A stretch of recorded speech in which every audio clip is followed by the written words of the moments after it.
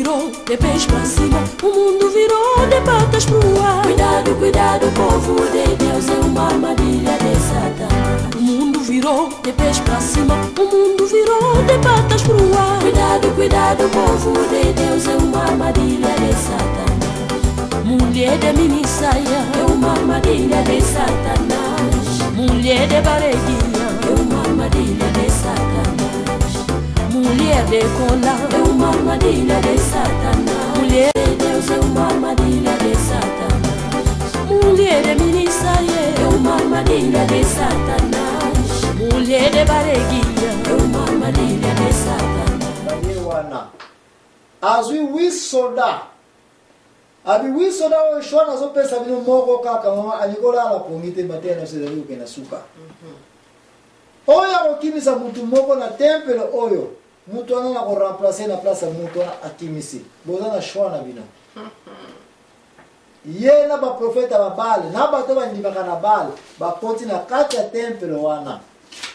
Ye mzali boso ye Jehu. Abi o tika na pesa sacrifice na nzambe na bino ya fumutuleni na bino Baal. Apesi. Et puis mbangu masaya nini abimi. Et puis apesi ordre na ba soda mso apart le 8 makekete wana ba de rouge wana ba na ngambo ba 4 kwenye so ba surveiller mutu kutina ve. Apesi ordre ba soda mso bokota na kati boboma. Jour wana Bible lobi mutu moko te abale prophète moko te mundimi moko te membre moko église abale te atikalaka na Israël. Bangonyo so Jéhovah sani aboma bango saka bama. Alléluia. Alléluia. Les places oza komona ete ozali camarade na mutu oyo aza na problème na Nzambe yo pokoti na problème na Nzambe. Yeah. Omoni ba belge bazali ba camarade banani? Yeah, boya bota. Ya ba famille ya ba Jezabel ba arabo ba boma bango. Est-ce que basali ma be non? Le fait que ba na relation yonde ko yeba relation nani ngoza ko tambula na mabele. Mutawi ko za papa na yo mama na yo. Ndeko na yo camarade na yo. Mais soki akoti na problème na Nzambe.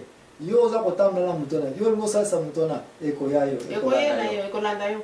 Mais conclusion ya tozana o mama ani yo muto ko pesa o concernant molimo Jezabel. Est-ce que molimo Jezabel e monani pete kati na ba société na biso na mikolo na basi ko dominaka mibali?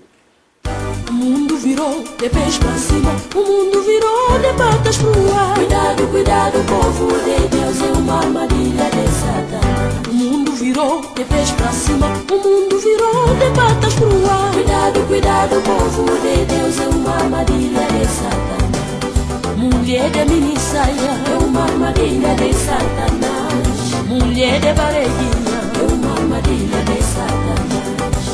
Mulher de cola, é uma armadilha de Satanás. Mulher de coropa transparente, é uma armadilha de Satanás. Mulher de mini saia, é uma armadilha de Satanás. Mulher de barreguinha, é uma armadilha de Satanás. Mulher de cola, é uma armadilha de Satanás. Yo yango tolobaki mingi na mission na biso ya Sara ezali babasi mingi penza osomona molimo ya Jezabel eza nango bien te. Soko oza na molimo wana Nzambe aza te. Donc eza bien te fo kolongola molimo. Soko oza na molimo wana senga Nzambe alongola yango. Obie sala effort yo moko tike nani yango. Donc olongola na misala wana eza malamu te. Même si omoni ke yo moto zo dominer ozo mobile aza na mwa koloba te ndeko na ngai Nzambe aza te. Au total oyo nyonso landi awa suka nango. Makila etangaki. Et puis kosuka makila etangi lifelo. Bon wana eza pena malamu te. Lukoza na kaya Nzambe même ni wa yele lelo oyo oyebike ozokozika na moto alifelo te. De molimo Jezabel wana eza nango bien te. Tosenga Nzambe alongola biso molimo nyonso mabe. Molimo dominance eza bien te. Tosenga Nzambe alongola biso molimo nyonso. Molimo kamnyo ya ngai. Kamnyo ya ngai. Ya mobali na ngai. Molimo wana eza molimo Jezabel eza malamu te. Salon ya ngai, salon ya mobali na ngai. Ozoloba ke kamnyo oyo eza na ngai, kamnyo lobi ozoloba ka yo ale lobi ozwi maladi ale. Mutu ozako lobaka ka ngai siko mbete hôpital ovani wana mobali akozala siko ozali kolobaka ya yo est-ce que mobali akozala capable kufutela mutu kwana nani mbongo ya chaque mois. Europa transparente é uma armadilha de Satanás. Mulher vestida com roupa de homem é uma armadilha de Satanás. Cuidado com ela, é uma armadilha de Satanás. O mundo virou de pés pra cima, o mundo virou de patas pro ar. Cuidado, cuidado, povo de Deus, é uma armadilha de Satanás. O mundo virou de pés pra cima, o mundo virou de patas pro ar. Cuidado, cuidado, povo.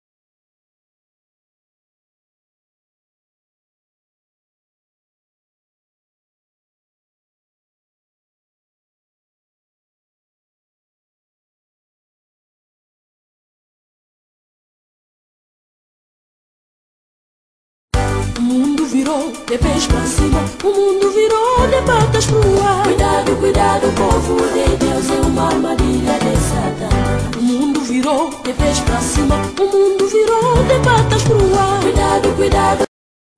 O mundo virou de pés pra cima, o mundo virou de patas pro ar. Cuidado, cuidado, povo de Deus, é uma armadilha de Satanás. O mundo virou de pés pra cima, o mundo virou de patas pro ar. Cuidado, cuidado, povo de Deus,